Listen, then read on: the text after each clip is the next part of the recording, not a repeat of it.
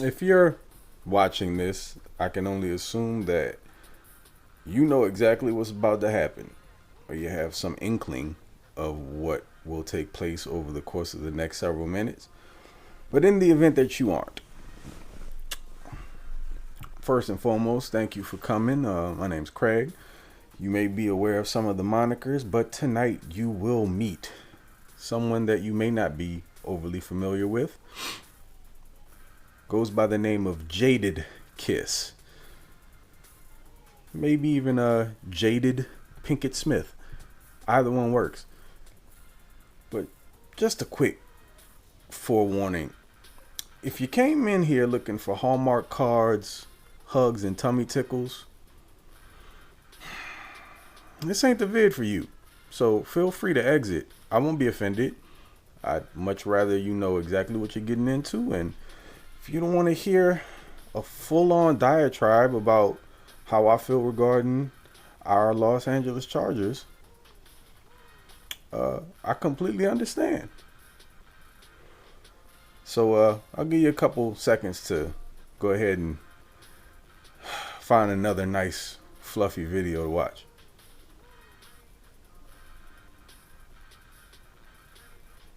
Okay, so if you're still around, you signed up. And again, welcome for coming. This is the latest edition of CI 2TG. And again, I'm your guy Craig, but today, oh yes, I am in fact Jaded Kiss. And before we move any further, let me give you a little bit of background on me in the event that you aren't super familiar. I've got about 30 years of football background, from playing to training athletes and coaching a bit. So I have an intimate understanding of the game of football. And depending on where you see me on other outlets that I provide content to, you know that I'm typically talking high level football stuff. I try not to get super far into the X's and O's and to the analytics of things, not because I can't, but because I try to make things as plain as possible. Not all of the deep dive stuff is super relatable to everyone, and not everybody wants to hear that. So there are multiple people and guys that delve in that and do a great job. So I just try to keep my stuff as super streamlined as I can for just even the casual fan to understand and maybe be able to relate to. But you see, the problem with that is when you've had as much football in your life as I have, when you care about the sport as much as I do, when you are as passionate about a team as I am, this one, there comes a time when, well, I guess depending on who you're a fan of, maybe you have no idea what I'm talking about. But in this event, we reach these periods where we have to have these sit downs and some like come to Jesus moments about who the team really is. And they're not always the nicest talks. And you know what? When you love something or somebody, the worst thing you can do is lie to them about what is, or be an enabler, because that doesn't serve any real purpose for them. It doesn't improve anything whatsoever. And again, a little bit more about me. See, my circle's pretty small. The reason why I only have a few close friends is because I am brutally honest, almost to a fault. And I also don't give unsolicited advice. So the people who ask me my opinion know that I'm probably going to give them exactly what I think. They understand it so they don't get offended, because the people who know I care about them understand that my critiques come from a place of love and concern. And not everything that's true can be wrapped up in a nice little bow, you know? Some messages can't be delivered softly. Now, You don't go out of your way to hurt anyone's feelings. But again, sometimes the truth has to be blunt. Whenever it comes off that way, it's not really anything that's super palatable or pleasing to the ears, and it's just really not life. It's not what I subscribe to. So I'm always going to be very straightforward as much as I possibly can, respectfully though. Okay? So enough about me. What I will say also, again, moving into the larger point that I'm about to get into here, is that you can call me negative, a detractor, a cynic even, but that doesn't matter, because none of those names will change any of what I'm about to say, because it's rooted in fact, not feeling. And that is the reoccurring theme of our conversation tonight, folks. Feelings are not facts. Let's get into the nitty-gritty, shall we? I've been a fan of this team for over 20 years. I've seen some rough stuff. But I can tell you this. The people who haven't been Chargers fans for an extensive period of time stick out like a sore thumb because they haven't been through enough. So when they run across people like myself who have been heavily invested in this team since, right around the time I got out of high school, they don't quite understand what the passion is about, and they misconstrue objectivity and criticism for like vitriol and hate. That's not the case at all.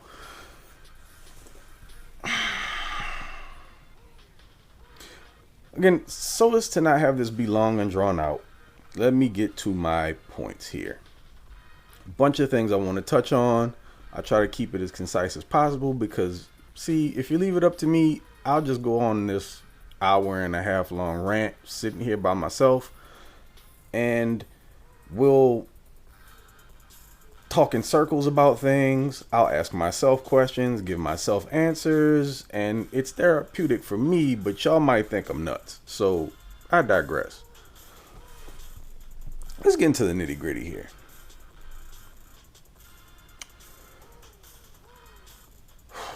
Someone told me just yesterday, after the Chargers lost to the Chiefs, that the Chiefs are just a better team. And, you know, the reason why the Chargers weren't able to score in the third quarter is because the Chiefs came out and they made adjustments and they just outplayed us.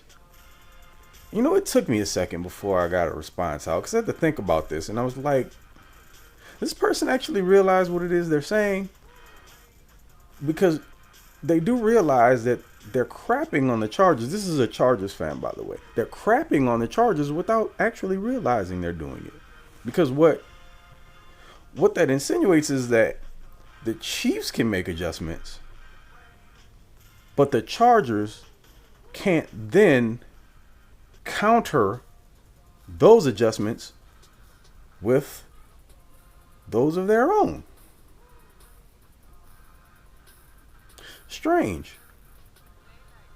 And then we got to talking about the injury thing again. And, you know, we're kind of at a point now where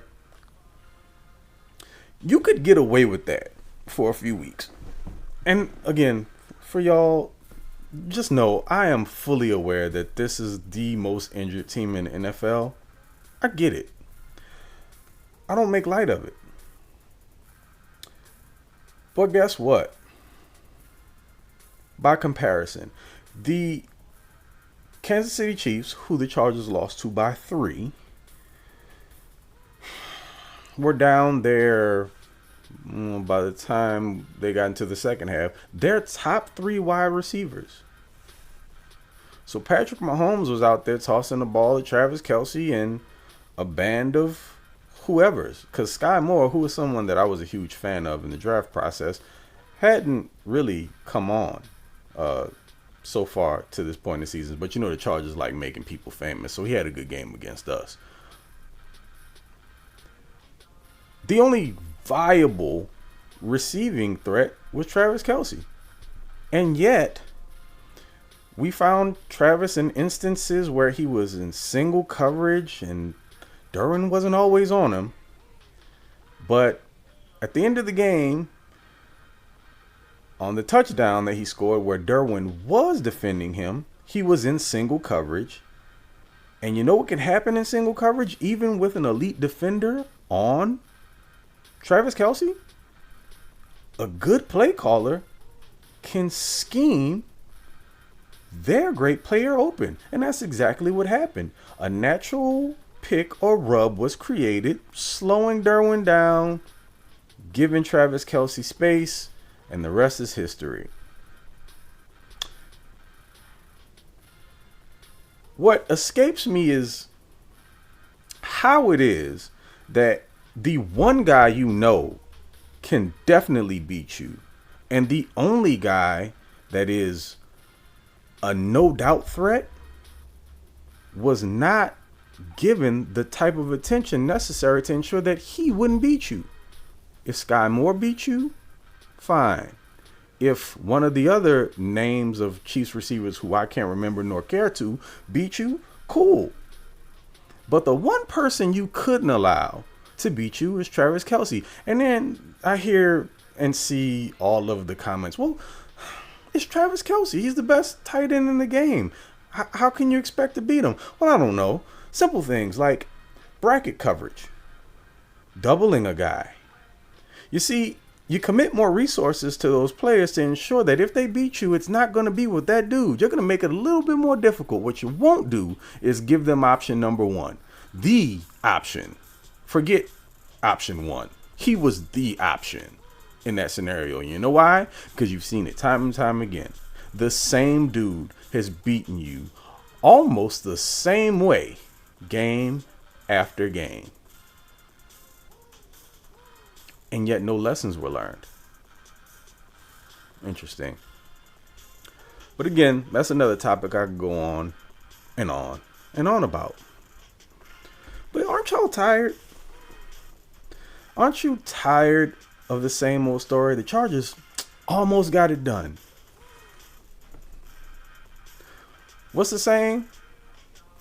Almost only counts with grenades and horseshoes, right? And if you're satisfied with the Chargers just being close and almost pulling it off, and they fought hard, and the game was close even with all the injuries, you may be a part of the problem. Because you're clearly fine with mediocrity, underachieving. You don't mind that your team is middling more often than not.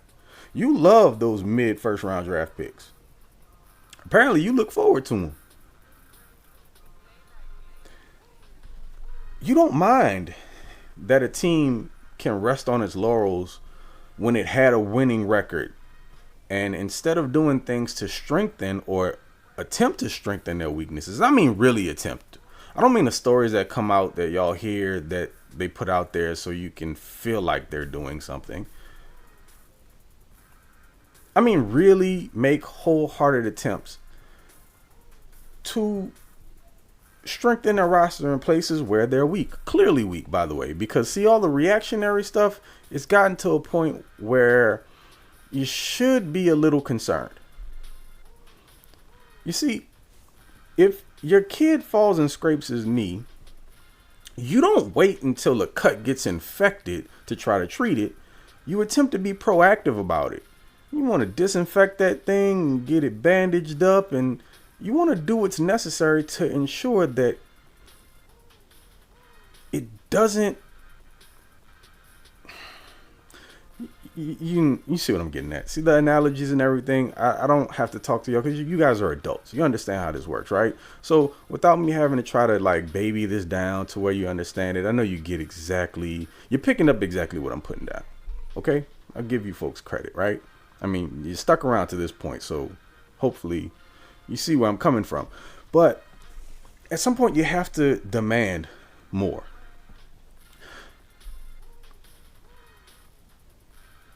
Doesn't your fandom mean something to you?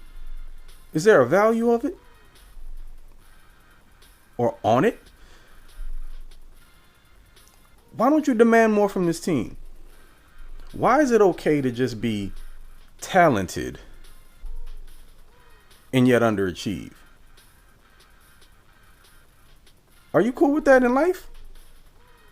Or just as a Chargers fan? Curious.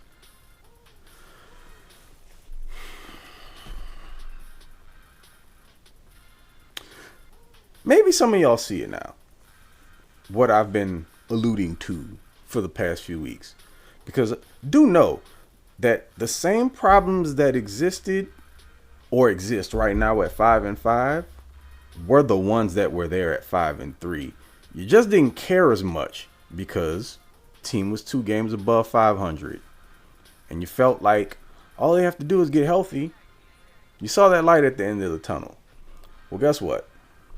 My gift and my curse, I'm a realist. And unfortunately, I can't see things like that.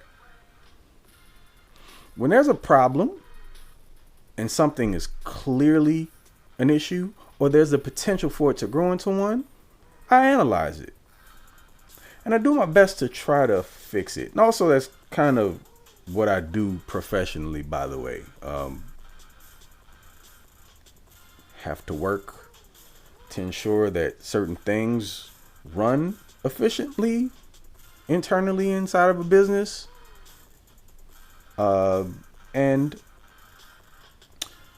so I have to look at things from an analytical perspective and to try to get ahead of issues before they become issues. And if there is one, find solutions to the problems before they grow into larger problems. So I'm just trained to look at things that way. Gets me in trouble a little bit with my wife because nothing's just surface level with me. I have a tendency to, in some instances, overanalyze some things. But you know what? More often than not, later on down the line, something pops up. Hey, Craig, I'm glad you looked at that so intently a few months back. Really avoided an issue there. Or, thanks for keeping an eye on that. We really were able to navigate around that potential problem. And it ends up paying off more often than not, right? I believe in clarity and transparency. So I'll never make apologies for these things. Speaking on that, let's be honest, shall we? That's what you came here for. This team could be 100% healthy and the same underlying issues would rear their ugly heads in key moments. Yeah. Is there dysfunction at the top of the organization, starting with the Span Eye? Sure, we know that. Is John Spanos parading around as head of football operations as a real football dude? Go look at his bio. He thinks pretty highly of himself. Interestingly enough, you probably have no clue who John actually is, and you can't technically assign any level of success to anything that the Chargers have done in the last 10 years to John Spanos. And also keep in mind, in the last 10 years, a certain GM that's been around who hasn't had very much success. Well, I guess depending on how you gauge success. But no division titles, a couple playoff appearances, and some wasted Hall of Fame QB play. Maybe you don't care about any of those things. Maybe you like nice, shiny first-round draft picks that fall into your lap. And you avoid all the third-round nonsense that's happened and other players that didn't quite pan out. But again, I digress. Everyone has their different understandings and rationale and acceptance for what they believe success to be. Can't assign my personal beliefs to anyone else. So, y'all know my motto: to each their own, respectfully. But above the span eye or below them, however you want to look at it, the focus should be on the on-field product, should it not? Because in football, it comes down to wins and losses. There's really no in between. Statistics are nice. Gaudy passing stats, rushing numbers, sacks, all that stuff's cool. Those end up being individual accolades. As a team, how much winning are you doing?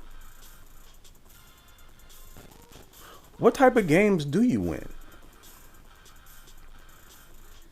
Do you beat up on the little sisters of the poor, or barely beat them, and then more often than not lose to the real competition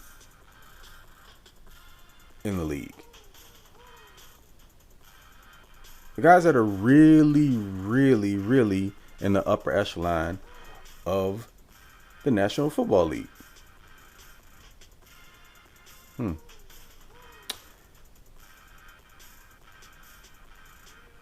Back to what I was getting at, though.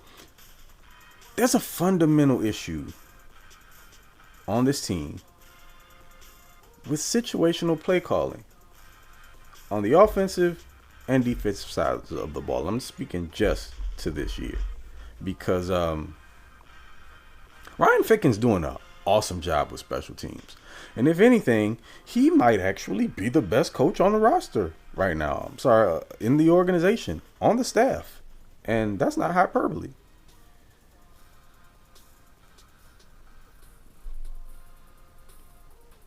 I could sit here and give you my explanation as to why I believe so, but here, just plain and simple. When's the last time you felt this secure with the Chargers special teams? I mean, all the way around. They're on their third kicker this year. They're not giving up kickoff returns and punt returns left and right. The coverage teams, more often than not, look pretty decent. They're not having punts blocked every other week, resulting in short fields and points unearned. At least not the hard way. But back to the offensive and defensive sides of the ball. This all boils down to coaching. Of the mediocre variety. Or you could say just poor. I mean, mediocre at this point, that might not even be a fair assessment. The coaching is just bad. You guys know that I flew the Brian Daboll flag 2 years ago. But then I bought into Brandon Staley because I listened to him, and man, Mr. Chocolate Milk, smooth. Talk the talk. Led that number one Rams defense. Seemed like one of those young shooting stars, man. Just had everything about him. He was talking all the right stuff, relationships, and just seemed like the smartest dude in the room. Not in an arrogant way, but he just had a very thorough understanding of the game. And a dude you can go sit down and have a drink with and talk ball and feel like he can like meet you where you are, but you would also learn a lot from him. But he would also be willing to take any recommendations you might have, even if he felt like you didn't know what the hell you were talking about. He would make you feel like he didn't care. It just seems like he's one of those dudes, right? Except now, we're almost we're 2.5 years plus, sorry, year and a half plus into his coaching tenure, and a couple of things have become fairly evident. And it's stuff that we should have recognized from the very beginning when he was hired. Because keep in mind, Daboll, for all intents and purposes, and the reports were coming out, was slated to be the Chargers guy. And then, at what felt like the 11th hour, news came down that it was Staley. So let's look at the differences here. You got Brian Daboll, who, yeah, by the way, is in New York with a rec league flag football quarterback, 7-3 right now. I know that he just lost to the Lions, but what exactly were you expecting from the Giants this year?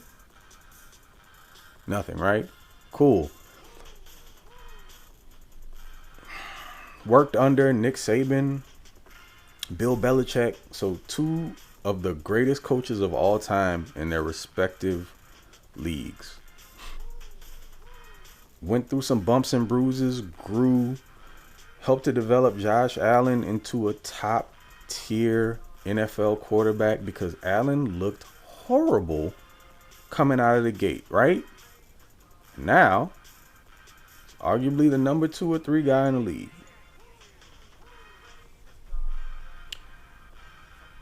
Bill's offense got rolling, scoring points all over the place with almost next to no running game, essentially.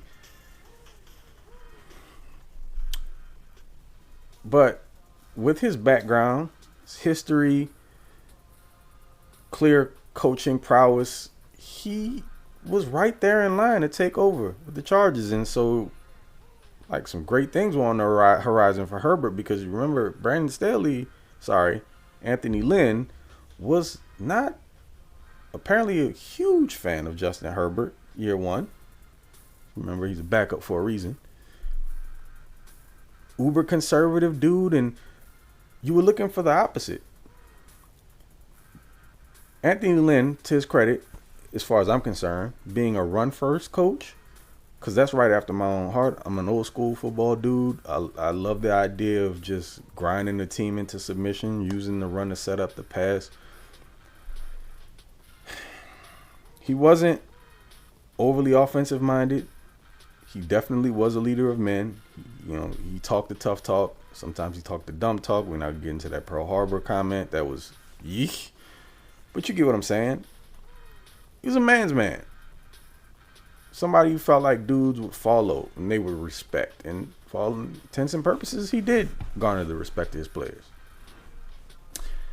Had a 12-4 season. That happened. And oh yeah, by the way, you guys remember the circumstances that happened under?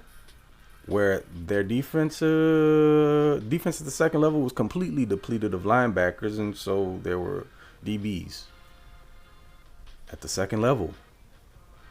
And those hens came home to roost against the Patriots in playoffs when couldn't stop the run. But that was the buzzsaw they ran into, and yes, when you're playing against Bill Belichick, he's going to take whatever your weakness is and exploit it, and he's going to take away what it is you do best. Because, that's what great coaches do.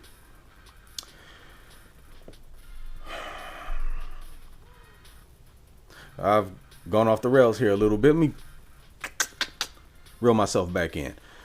Again, poor situational play calling has been a huge issue outside of just the injuries. So you have one problem that's compounded with another. And for some reason that I can't quite figure out,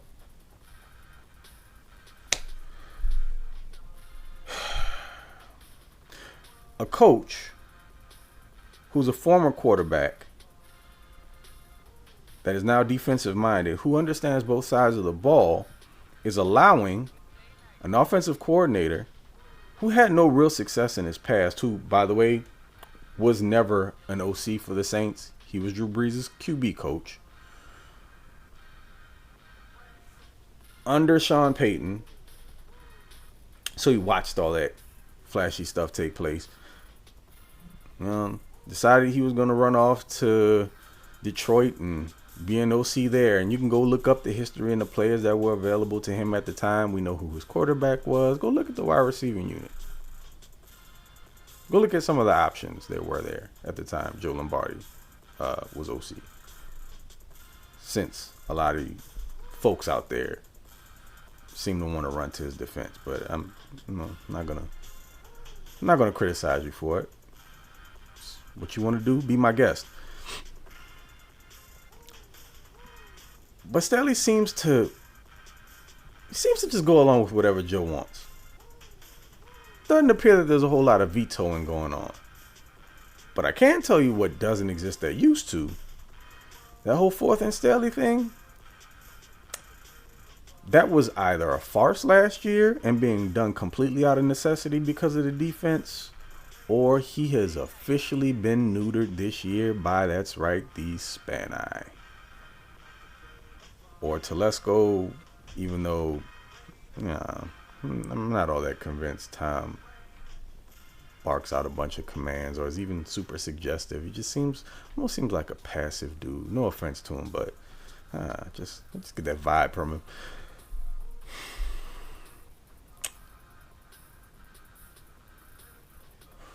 But moving on from Staley down to Lombardi, since that's the direction we've gone in here. The predictable play calling has gotten to a point to where even folks who aren't super in tune with the X's and O's of football know what to expect. Early down run plays on 2nd and long that turn into 3rd and long situations where now you ask Herbert to put the cape on and save you. Inconsistent offense. Something about here lately, those first drives gets us all hot and bothered because I feel like Joe puts his all into those first 12 to 15 scripted plays. He digs down deep.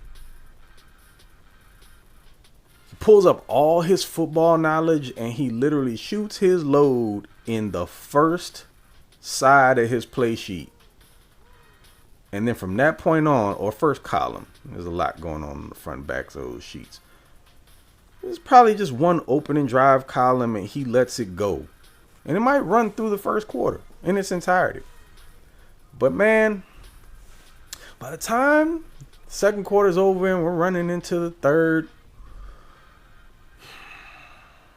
something changes, doesn't it? Oh, I know, it's the adjustments the other teams make because they all seem to figure it out in the third quarter.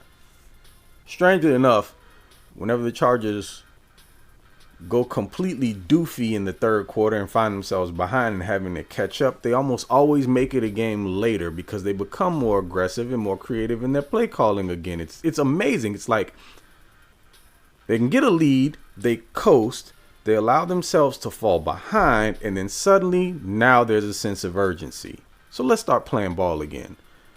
And more often than not, it's too little too late. Against good teams, that is. Just keep in mind, go back and look at the Chargers' 5 victories this season. And go back and look at the last 2 weeks, because now it's been on a national stage 2 Sundays in a row for the world to see. And that's right, we are laughing stocks for it. Because now people get to see exactly what the hell they do on a week-to-week basis. And some folks out there want to defend it still, but again, do your thing. The offense is feast or famine. It's consistently inconsistent. And it's coming to Herbert's detriment. Thank God Keenan Allen played however much he played last night. I'm happy he was available. He made a huge difference, as we could all see. Mike Williams tried to do his best to come back off of that high ankle sprain. That's a multiple week injury. I am not surprised he wasn't 100%. I honestly was amazed at how fast he seemed to make a miraculous recovery because it happened so much quicker than what it typically takes to come back from an injury like that, especially when you're a big guy. And I said this, that Josh Palmer would probably play like a superhuman if he got back Keenan and Mike, because he has been spending the better part of a month playing against teams number ones, and it was going to feel like a picnic running routes against threes and safeties. And lo and behold, another 100-yard receiving day and 2 tutties. Bravo, Josh. Also, I will take this opportunity to pat myself on the back for telling y'all the kid could play the day after he was drafted a couple of years ago, when it seemed like Tom Telesco sunk another 3rd round pick.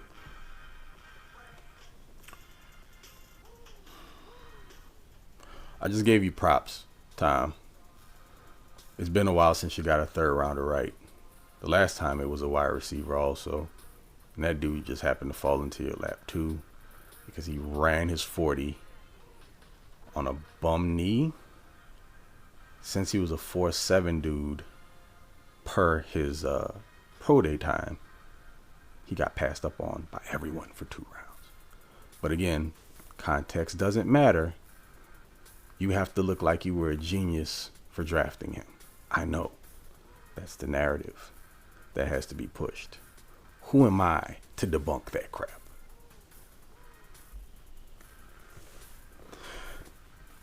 Outside of the offense, and unfortunately, back to Coach Staley, the defensive genius, I'm having a very hard time understanding the issue with defending 3rd and long. Particularly when you're playing, and this doesn't have to be against the upper echelon of offenses in the NFL, it's just a regular thing in general, but especially against a guy like Patrick Mahomes, who's playing with very limited options on the outside at wide receiver. Why would you line up in off coverage on the outside, 8+ yards off of the wide receiver, when one of the weaknesses of your secondary, or hell, your team in general, is open field tackling? Why would you allow a free release to a receiver who's almost undoubtedly going to run some sort of in-breaking route where you're playing outside leverage, and now you have to work to get to their outside pocket to stop them from converting? You know how difficult that is? Their momentum is carrying them inside, and you're having to work in a straight line across, create contact with them, and somehow stop that momentum that's moving at an angle.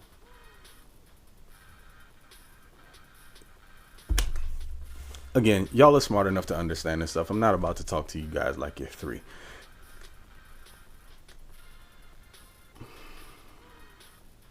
It just needs to make sense. And very rarely does it. For someone who has been lauded for being a defensive genius, there are really some strange decisions made in the clutch defensively. So you have to ask yourself a couple questions. Are the Chargers a talented team? Hell yeah. Especially since they've paid enough for it. Are they suffering injuries at certain positions? Sure, absolutely. J.C. Jackson, we never got to see what that was going to develop into. Joey Bosa's been out for the better part of the season. You're down multiple defensive linemen. You had to let one go. I get all of that. But if you're going to sit here and tell me that a team that is playing the Kansas City Chiefs to a game in which they lost 3 points couldn't have found a way to win that game in spite of all that stuff, then you are lying to yourself, because ultimately what it came down to was just a few plays and adjustments. Shall we harken back to the field goal that was kicked in the red zone before halftime and that play call sequence? That went well, right? You're playing the Chiefs. You're playing Patrick Mahomes. A field goal? Okay.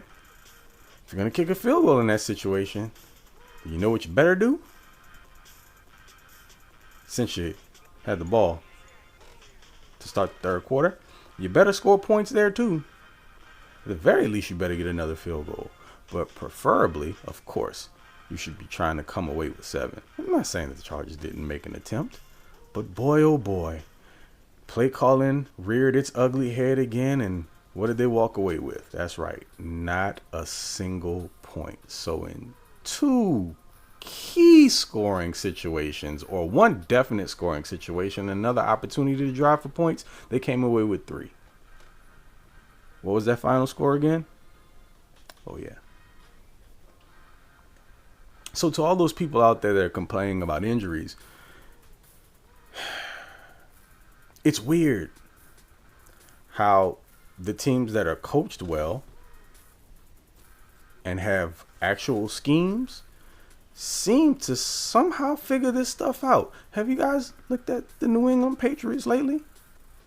You know those Patriots that y'all aren't paying attention to, that are traditionally good, had that dynasty for a long time with the greatest QB of all time? Those guys, go look at their record right now. Kind of sneaky. You wouldn't expect it, but you know how they're winning? They have scheme, and they understand situational play calling.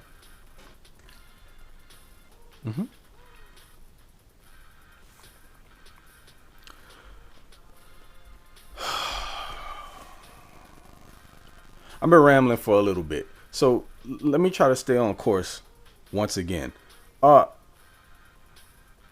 me ask you a couple questions. What does this team do well?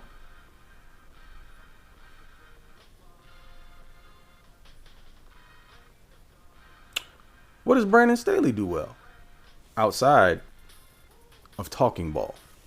What have you seen from him? What does Joe Lombardi do well?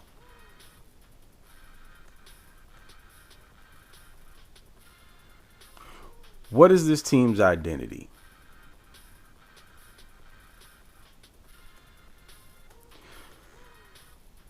Let me help you out. There's one answer to all of these questions. The answer is number 10. Because he covers up a multitude of issues, but even he is not perfect. Even he is fallible because he is human.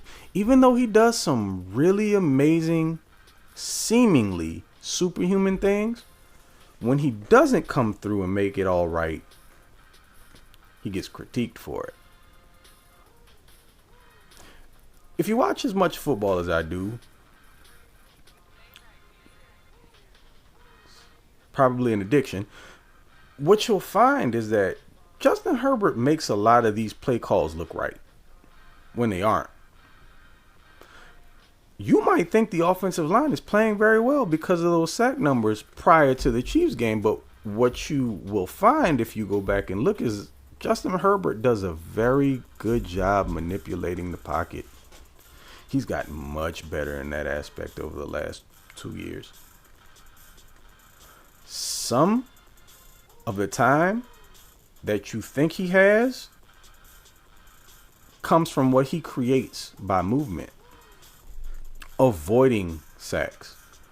Avoiding contact. Now, this offseason, he has to go back to the shop and work on his delivery and get it up a little bit because he's been having batted balls every week at this ridiculous clip, and his delivery for some reason has dropped. And again, my thing is, I don't know if it was because of the ribs initially or what, but as human beings,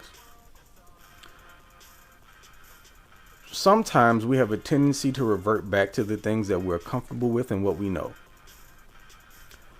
Depends on the situation. And sometimes when those situations occur and we revert, we have to find a way to unlearn those old habits all over again. That's probably what's going to have to happen this offseason because I doubt it's going to get fixed during the year. But the kid's not perfect. And as I said before, the identity of this team is 10. If 10 doesn't get it done, we ain't winning. Does that seem fair? Better question. Does that seem realistic? If your defense can't come through on a day where he has a bad game, you're screwed. If your running game can't assist him on a day where he's not perfect and something else falls by the wayside, you're also probably screwed. You see, the best teams in the NFL have more than one way to win. And I've said this numerous times. If you're going to win one way in the National Football League, you have to be all-time great at that one thing. Like blue chip, top tier, top shelf, the best to ever do it at whatever that is, whether it be running the ball, passing it, or defensively. The Chargers aren't any of the above.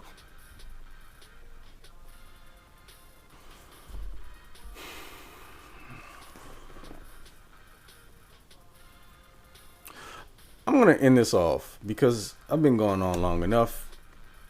Like I said before, some of this may just seem kind of like mindless babble all over the place without direction, but I'm not doing any of this to seem structured. It's just thoughts off from my head, what I'm feeling right now, and that's the point of me having this channel. Because on the other outlets, I attempt to be a little bit more structured. Here, I can just go off of the top and say whatever the hell I feel because, and I'm not limited, elsewhere. You guys know what I do in other places and the reasoning for it. But you see here, this isn't about polish. This is just getting off what I feel, exactly how I feel it, without having to worry about overstepping any boundaries, or really just respect in general for other platforms. Here, it's whatever, man. It can look bad. It can sound crazy. I don't care. It doesn't matter to me. Because ultimately, I do feel like a lot of you guys out there appreciate authenticity. And I also feel like a lot of you guys out there care about this team as much as I do. And so you've gotten to a point to where you're just sick of the crap. You want to support a winner. You understand and see everything that this team has the potential to be, and you're tired of watching it squandered year after year after year.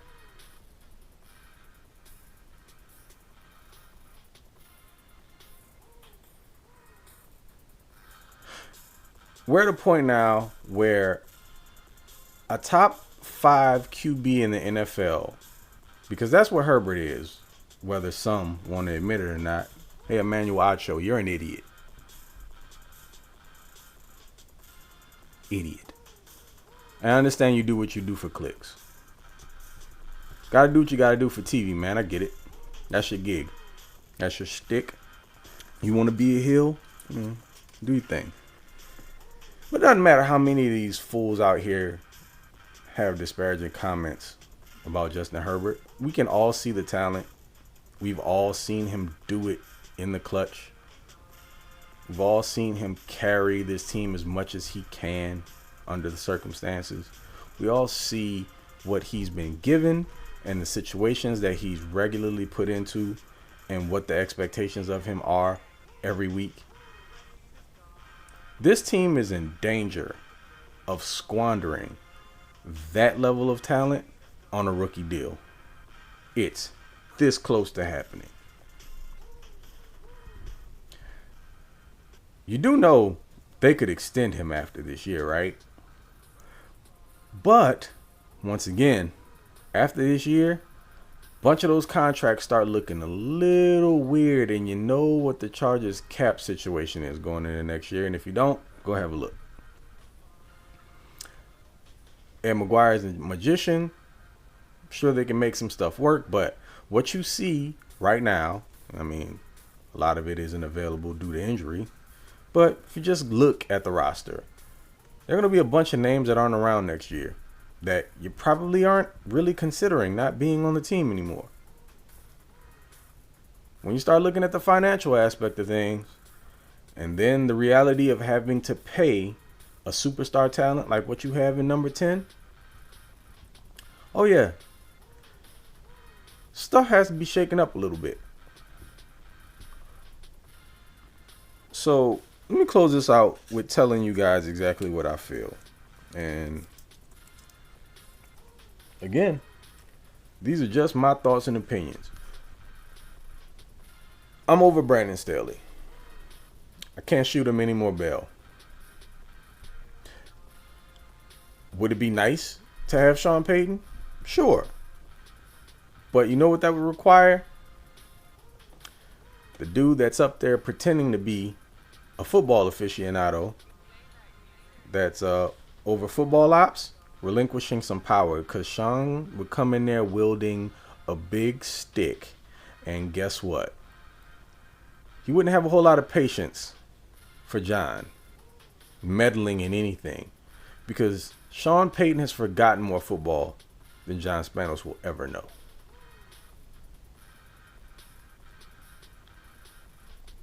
That place is run like a mom and pop store. And nepotism is a hell of a thing, man. Having to navigate around that, gotta be honest, feel kind of bad for Staley, but ultimately, just don't think it's gonna work. And if I'm proven wrong, fantastic. I don't want to be right about it. You do understand I want this team to succeed. So I'm not just saying all this stuff because I'm playing armchair quarterback and feel like I know best for, or what's best for the organization internally, because I'm not a part of it. Just fan like you guys are that knows a little bit about football.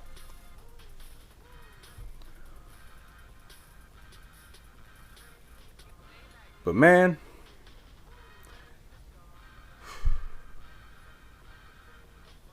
just seems like he's in over his head. And having an offensive coordinator who clearly didn't learn his lesson from his last stint as an OC isn't helping. And also don't know what Ronaldo Hill does. So not sure how much help he can provide. Staley clearly doesn't trust him to call plays. Even thought maybe it'd be a good idea for Staley to just be a head coach and give play calling over to Hill, but doesn't seem like he's interested in that. Going down with the ship. It's commendable. But pride does come before the fall, right?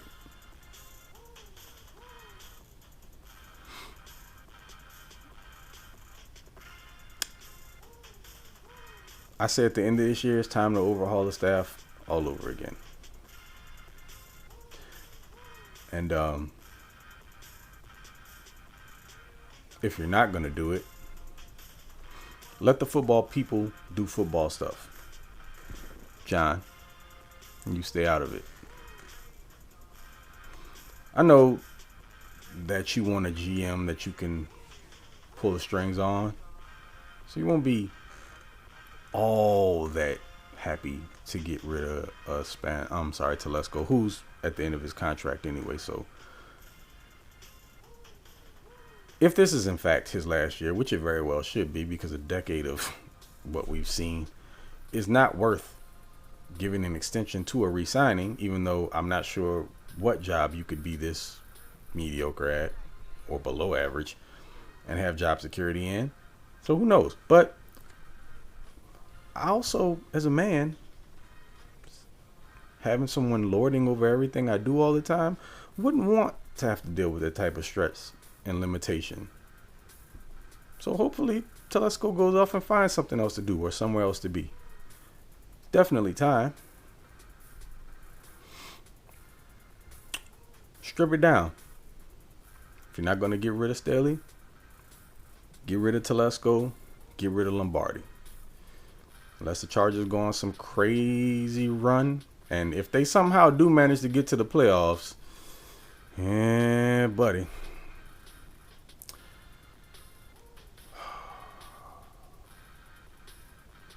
Don't expect many changes if that were to happen. But it's not a road I'm looking to go down right now. As of right now, at 5-5, even if they made it to the playoffs, there are changes that need to be made. Even if it's not wholesale stuff. But I'm done. That's a wrap. Y'all know where to catch me on other outlets. Chargers Chat Podcast, Lightning Round, YouTube. And here. Whenever I feel like just jumping in and rambling for an hour. Getting off exactly what I feel. In no particular structure. Just letting it go. Pow pow. Y'all know what I say, man. You don't have to agree with me on anything at all. My only request is that you do your own research. Come up with some informed opinion. Don't make general statements because it makes you look away. You just spout off some stuff that can easily be debunked. And then you put it on Twitter for everybody to see. I don't get what y'all get out of that. It's not well thought out opinions. I guess maybe just talking to casual fans of football, people who don't know any better. But do your thing. It's been me. I appreciate you. Thank you for getting to know Jaded Kiss a little bit better. Hopefully, he can go back on vacation soon. Because, being petty is far more fun than jaded. At least I think so. But like I said before, come up with your own stuff. See it through. Make sure you're doing the proper background stuff there so that you have a real argument. Something solid to stand on. And if you don't agree with me, it's all good, man. Charge it to the game. It's life. It's fandom. Till the next time, man. Y'all take it easy. See y'all soon. 2 words. I'm gone.